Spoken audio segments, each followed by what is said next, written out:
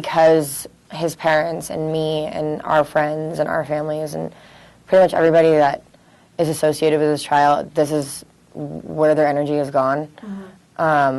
Once that verdict was read, then it was just like, now it's real. And so that's, like, every now and then I'll wake up or have thoughts like, I can't believe it's been over a year already, and I can't believe, like, it was his 22nd birthday a week ago yesterday. And I just remember what we did for his 21st birthday, because that was a month after everything had happened, and I don't know, it's just,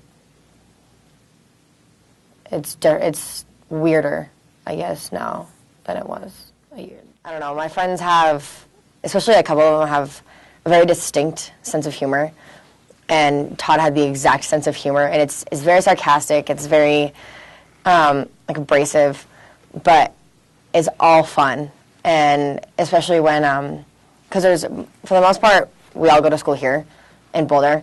One of my friends goes to school in Fort Collins, the other one in Nashville, and the other one in Michigan. But for the most part, like, we all, it's just that sense of humor is just, like, very dry, and he had the exact same thing.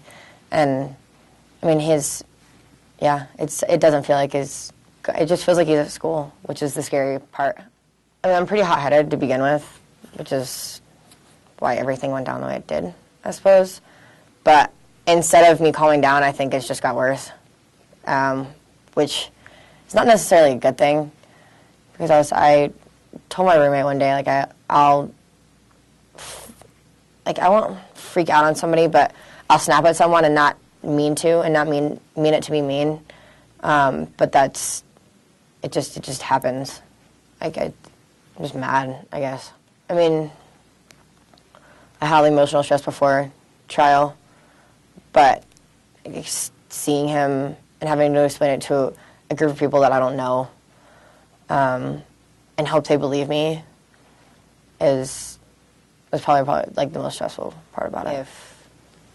If he hadn't have walked me home, this wouldn't have happened. If I hadn't have opened my mouth, this wouldn't have happened. If we hadn't have gone down that road, this wouldn't have happened. If I wasn't so stubborn, this wouldn't have happened. He didn't do anything wrong. And that was the first thing I told my dad when I talked to him about it, because I knew kids in high school that died, but it was all something that they did, like drug overdoses, drunk driving, like something that they all had control over. And this was something that Todd had no control over. And that was probably the worst part about it. Part that I will, like, always feel guilty about it. But no, his parents have been awesome. And they've never made me feel like that. And well, considering Stan's office is, like, my second home, it was fine. It was really easy. The only, like, weird thing about this entire process at all is that I didn't actually see, like, the defense investigators, but they would come into my work, and they would talk to my boss, they would talk to my coworkers. They called 3 of my coworkers, like, on their cell phones to ask about me. And, I mean, that was kind of annoying, but I guess that's their job. But, I mean, everything with the DA's office was awesome. I don't think I've ever been so comfortable in a law situation. Stan's a lot like my dad, so that helps a lot, because my dad's my best friend. My mom, I love her so much, but she worries about me a lot. My dad trusts that I'll be okay, and so does Stan. And that because he wasn't worried about me, I think helped everything. I mean, everybody was worried about me in some sense, but not the fact that I was going to do well, or that I mean, he told me over and over again that that was going to be great. And that, I mean, I would leave Stan's office and call my dad, and my dad would tell me the same thing. So I knew that, I knew that everything was going to be okay. I stayed in school. I was a full-time student the entire time. Okay. I finished out my semester after everything happened. I was in school this semester. I took easier classes, and my course load wasn't very heavy. I took classes that I needed to take to graduate, but the ones that I wouldn't have to catch up in necessarily for missing 2 weeks of school.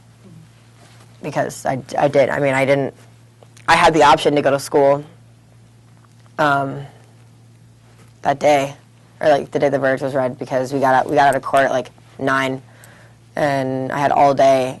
But the only class that I would have gone to is in the basement of a building, and I don't get service. And I think that I would have been more stressed out down there without service on my cell phone, for Stan to call me, for my mom to call me, for Mark to call me, than I would have been sitting at my house just Both my parents are like that.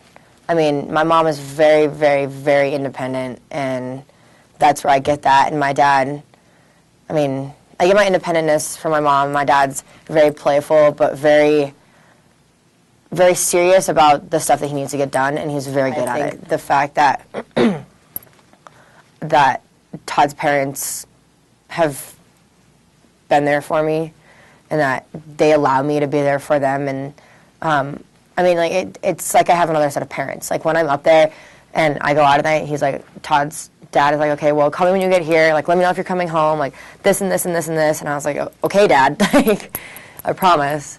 But I mean, I think that because his parents are so awesome and they are the way they are is the reason that I can laugh like I used to and still be more or less the same person.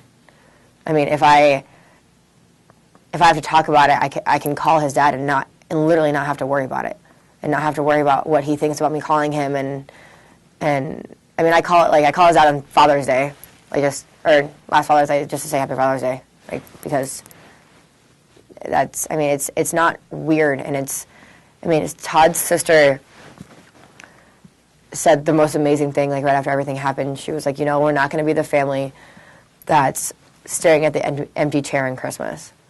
And that just, it explains their family. They are the most amazing people I've ever met in my entire life.